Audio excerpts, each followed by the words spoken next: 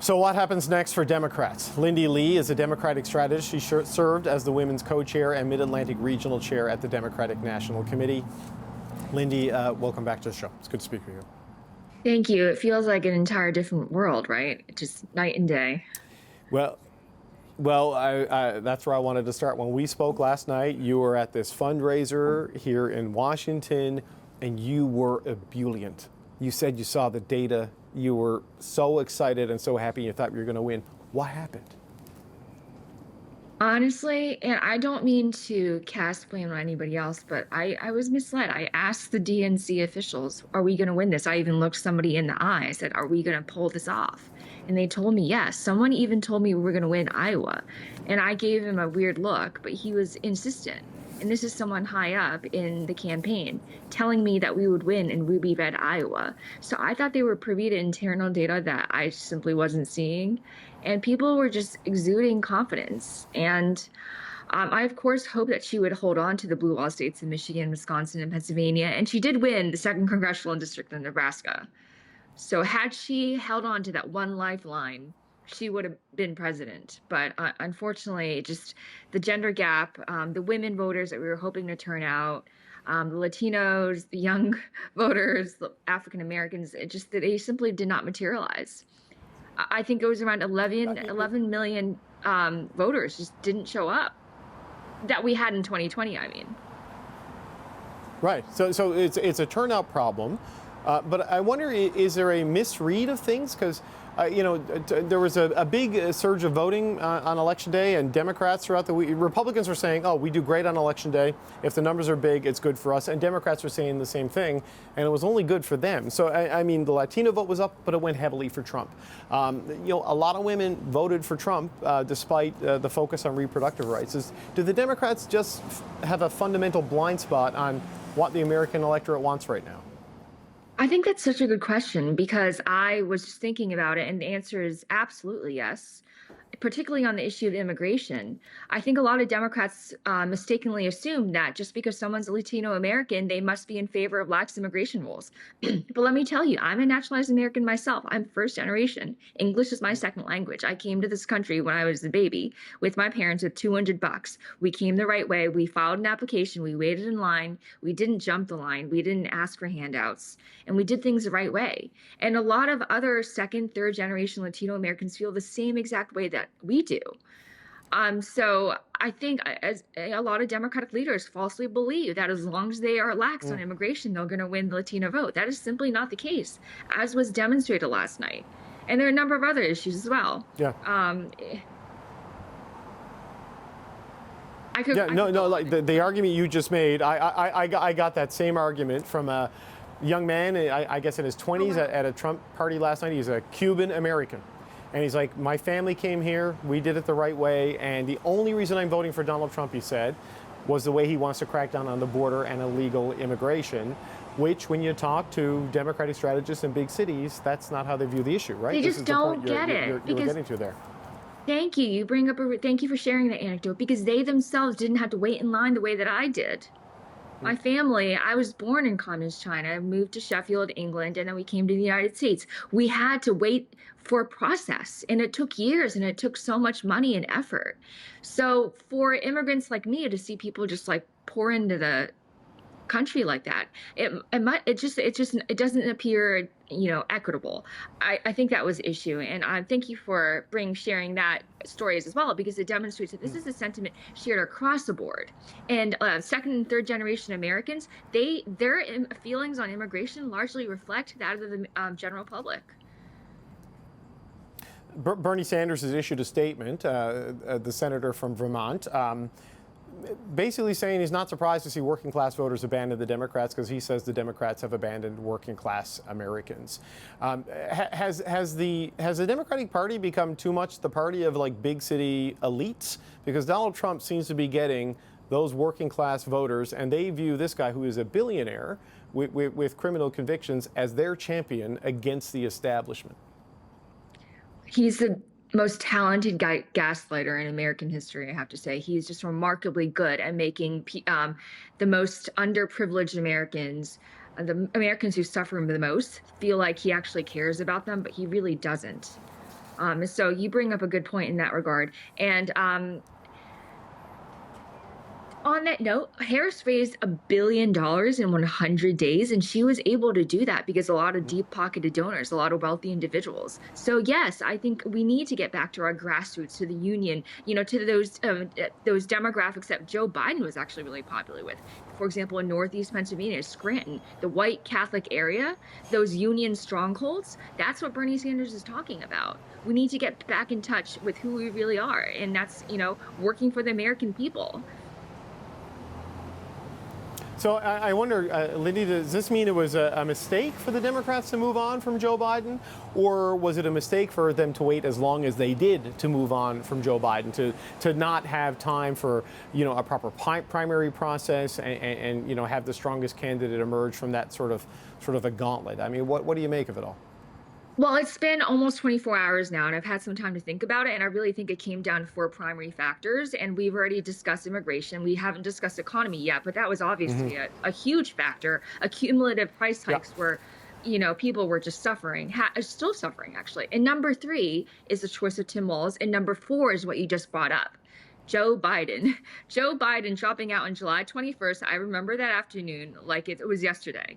But that only left Kamala Harris with 107 days. There is no reason why she should have been introducing herself to the American people in the month of October, which is what she was doing. She had no time. We should have had a rigorous primary process. And if you believe that Trump is an existential threat to our republic, I do.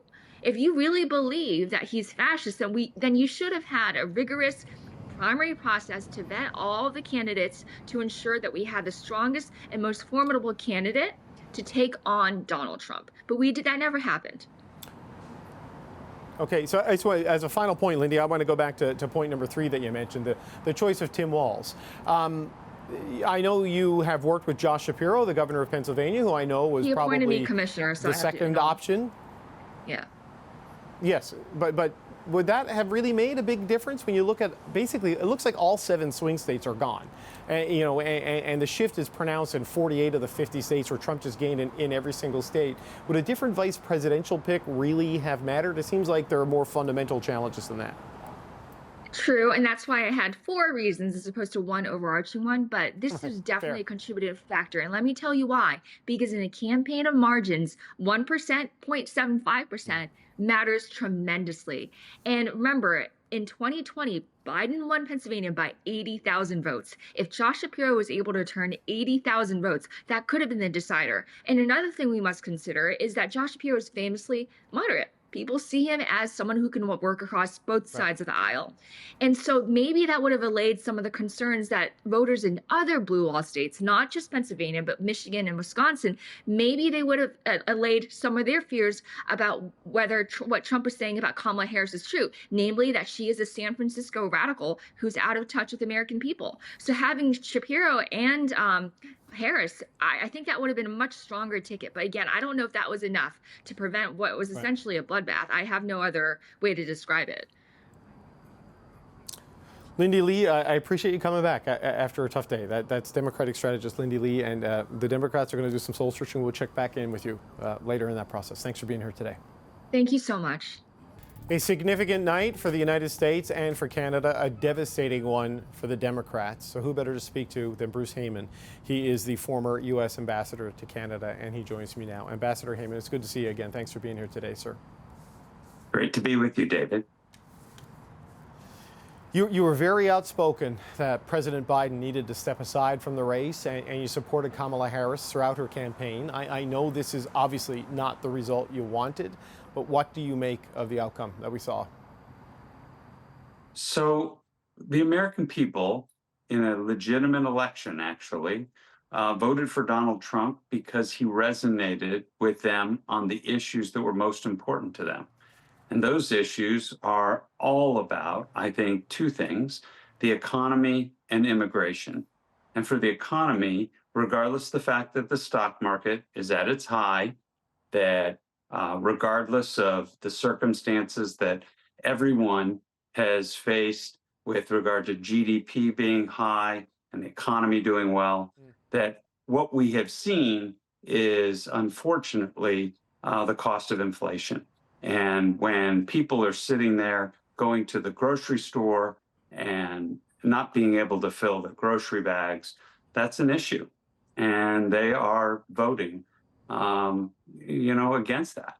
The second is immigration. It's a profound problem that's taking place here, a huge problem. And so, with that, look, I think that we've got a real issue here. And so the Democrats are in a hole, and that's what happened.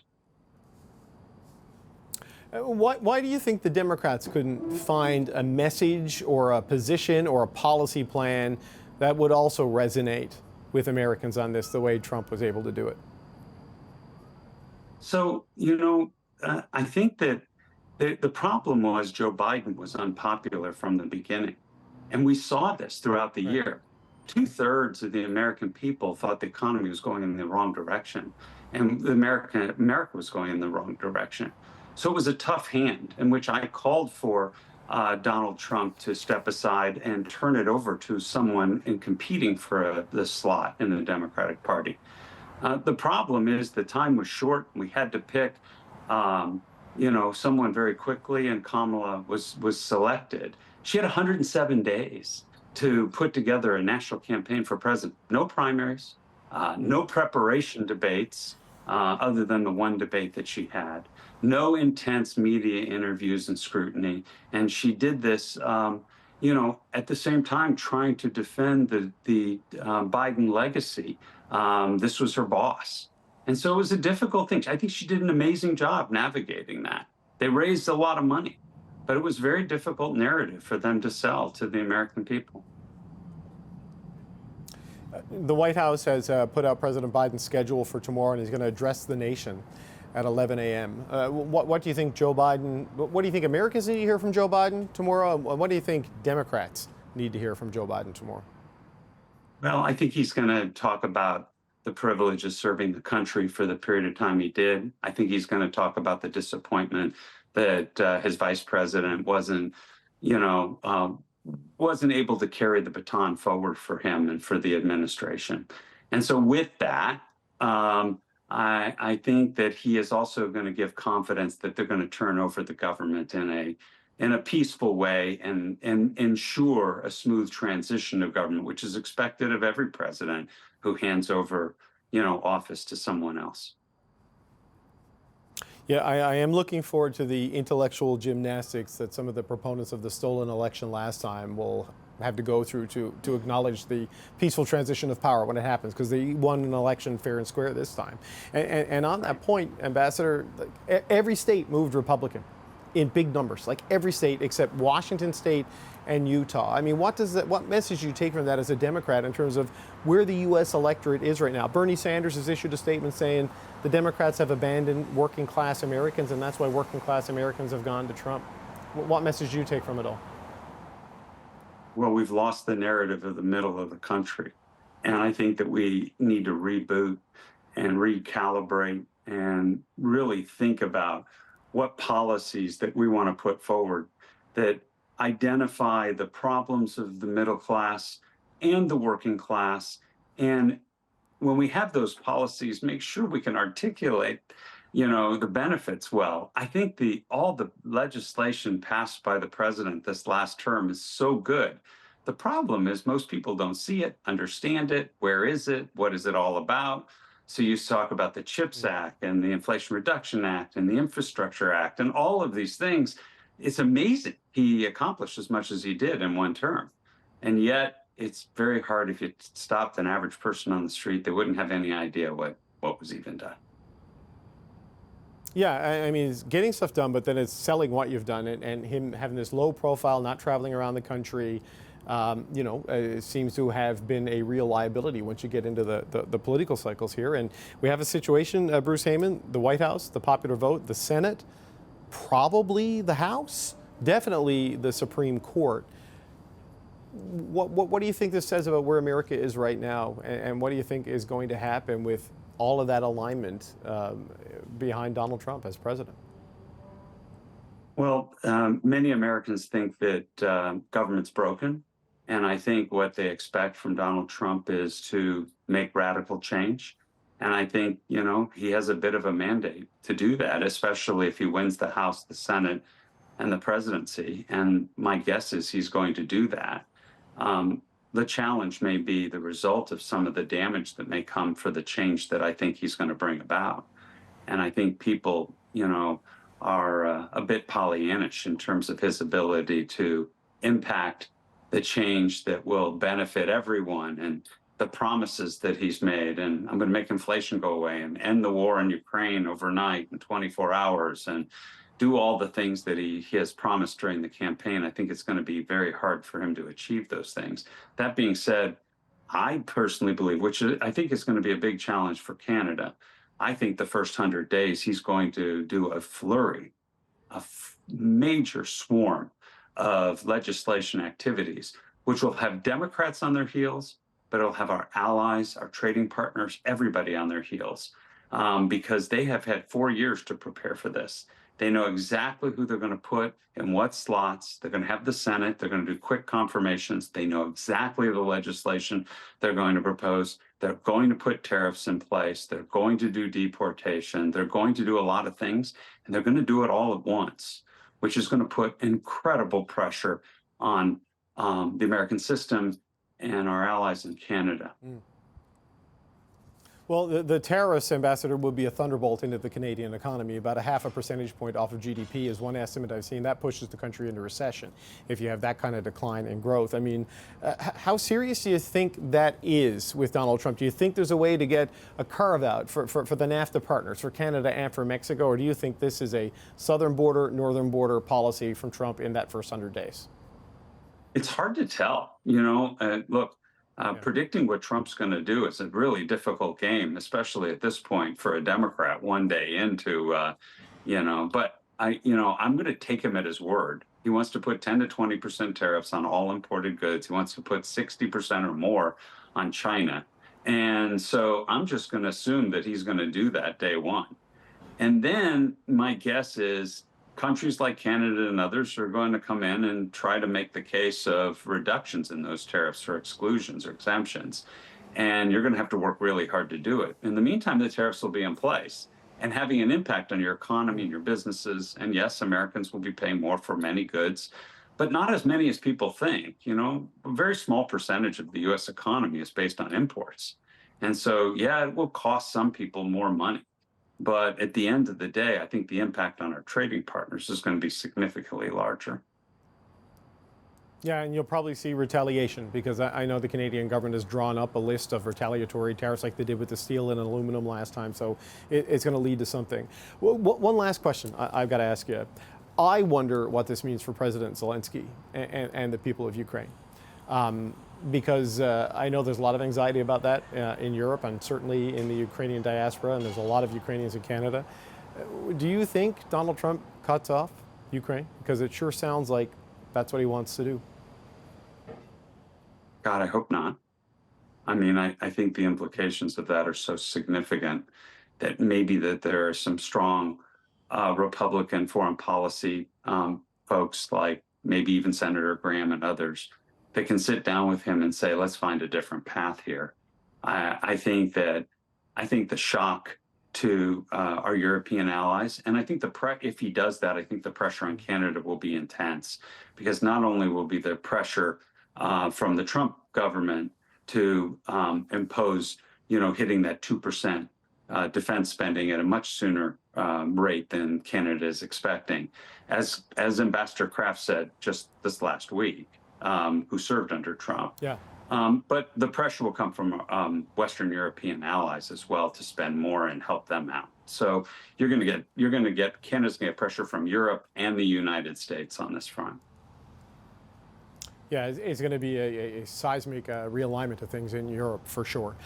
Bruce Heyman, it's always a pleasure to speak with you. That's former U.S. Ambassador to Canada, Bruce Heyman. Thanks for being here today, sir. Thank you. Love the Canada-U.S. relationship, and I hope for the best as we all navigate the Trump administration. Let's bring in Sarada Perry. She is a writer and founder of Perry Communications and previously served as a special assistant and senior speechwriter to former U.S. President Barack Obama. Sarada, it's good to see you. Thanks for being here today. See you too.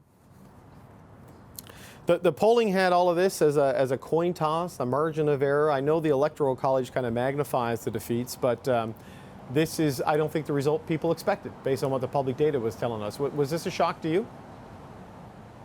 No, it wasn't a shock. And I mean, I think it wasn't a surprise, but maybe the consequences of it are a shock and will continue to be shocking and shock the system. But look, as you said, this was always going to be a coin toss in the sense that the margin of error was really clear. The direction of the polls gave us sort of a general direction, and you could just see that the electorate was moving in a certain way. And we were a margin of error away from a blowout in either direction. So I guess, like many Democrats, the term of art is that I was nauseously optimistic. But I can't say it's all that surprising, albeit incredibly disappointing. There was this surge in Democratic enthusiasm and numbers and fundraising, $1 billion when Kamala Harris replaced Joe Biden. And yet here we are today. So where do you think this all went wrong for the Harris campaign? I mean, what didn't go wrong is probably the question. So, you start with some fundamentals that are incredibly difficult to overcome. And I want to be clear that I think it will take days, weeks, months, years to sort of unpack exactly what happened and where we go. But the fundamentals were sort of the headwinds that she was facing were rather remarkable, and ones that you see all across the world. Just a general disdain for the incumbent. President Biden is historically unpopular, and the issues that are most salient and pressing to many Americans, top of mind, the economy and immigration, are ones that Trump just fared better on, try as she may to kind of pull away. And it was hard for her to distinguish from an incredibly unpopular administration. And then you've got these economic headwinds that we've been facing really since COVID, but in some ways since the 2008 financial crisis, where people just felt like they couldn't get a break, where I think it's bigger than just sort of grocery prices and housing prices, but this broader sense that no matter how hard you work, childcare costs are too expensive. You're not sure if your kids are going to live a better life. All of those really deep-rooted issues, I think, have come to the fore in a way that have really changed the electorate and changed how people think about things. And then I think, the scale of the rightward shift in, really blue states, places like Massachusetts and New York and New Jersey, it shows a shift in the electorate. Something has changed in America, and it's been changing for a long time. And Trump is the reason, or maybe he revealed who we already were. So I think there's just a bunch of factors here, and then I think you cannot discount the fact that yes, the gender divide was smaller than maybe people anticipated, but his ability to tap into this sense that a large proportion of men wanted a kind of masculine, strong man, and that he was speaking to their fears is something that you can't discount. And so I think it'll be interesting to kind of parse through exactly what happened here. But, as you said earlier, America knew exactly what we're getting this time. And it's clear that they were fine to vote for this guy. And that tells you that there's something deeply, I think, broken about our country. And, frankly, I also think that there is this, maybe the original sin is Joe Biden not stepping down earlier, right?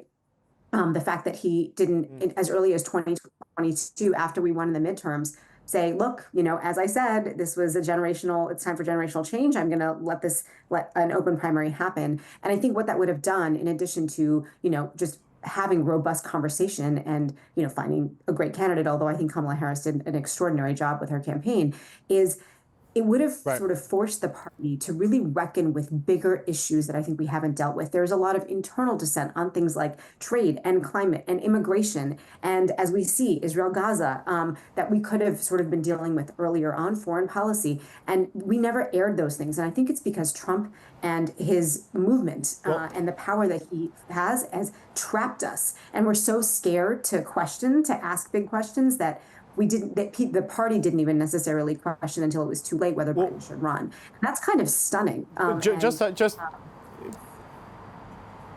No, I just wanted to jump in because one of the big issues, like Bernie Sanders fired a rocket about an hour ago, issuing a statement saying that the Democrats have been abandoning the working class of America. So it's no surprise that working class voters have abandoned the Democrats in the way they voted for Trump last night across all races, across all genders. The working class vote went for Donald Trump. So I mean, that seems like a fundamental thing. The Democrats, which used to be the party for the little guy against the establishment, the billionaire convicted Republican is now the guy taking on the establishment. I mean, the interesting thing is that it's not as that Donald Trump's policies are actually good for working people, right? He's going to go into office and give giant tax breaks to his billionaire friends and giant corporations, and he's going to engage in the most corrupt, kleptocratic administration you've ever seen, just enriching himself and his family. So it's not as though he actually is good for working people or that his party's policies are good for working people. But I think Democrats have not been able to assemble an argument as to what that vision is for working people, what we actually want the future of America to look like for all Americans. We haven't done that. I remember after Donald Trump won in 2016, a lot of Democrats would say, this isn't America, this isn't my America. But, you know, this is 2024, and America knows exactly who Donald Trump is and what he does and what he's like. I mean, can they say, isn't this just what America is right now, who America wants and the direction Americans want to go?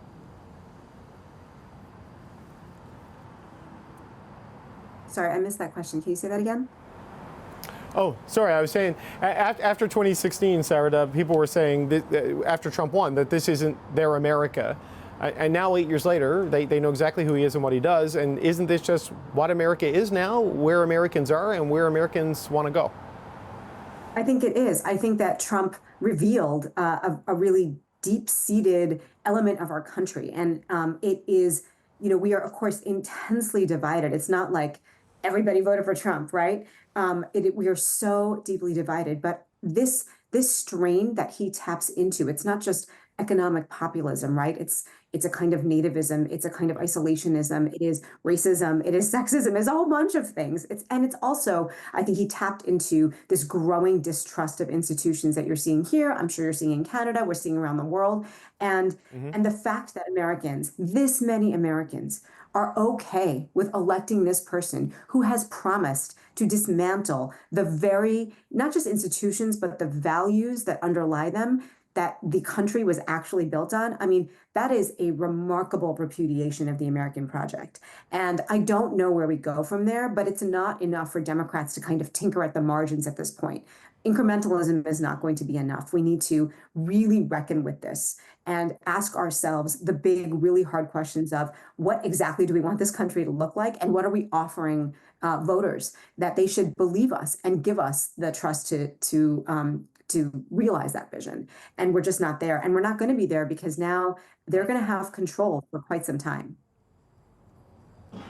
Yeah, and I think you touched on a really good point there. It's not enough to point at the other guy and say, see all the reasons why you shouldn't vote for him. You have to say, here's what we're here for, and here's why you need to vote for us. We've got to leave it there. Sarah Perry, it was really good to speak with you again. Thanks for being here today. Yeah, great to see you. Thank you, David.